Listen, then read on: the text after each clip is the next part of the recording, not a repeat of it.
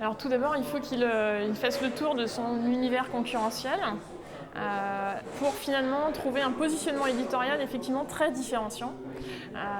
Il faut surtout aussi avoir des équipes formées avec une vraie culture web qui peuvent faire des formats percutants, originaux si possible.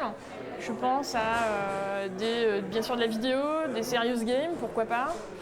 Voilà, avoir un vrai ton, une vraie différence et produire du contenu exclusif.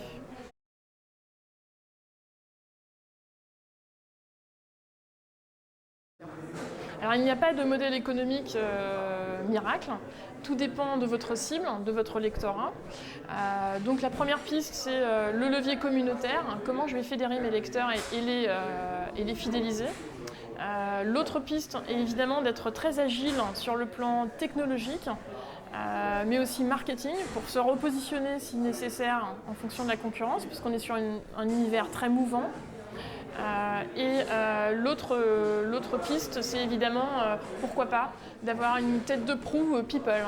Ça, c'est le succès assuré pour un pure player, puisqu'il faut qu'il monte sa marque ex nihilo, et ça peut l'aider à ancrer sa marque média dans les têtes du grand public.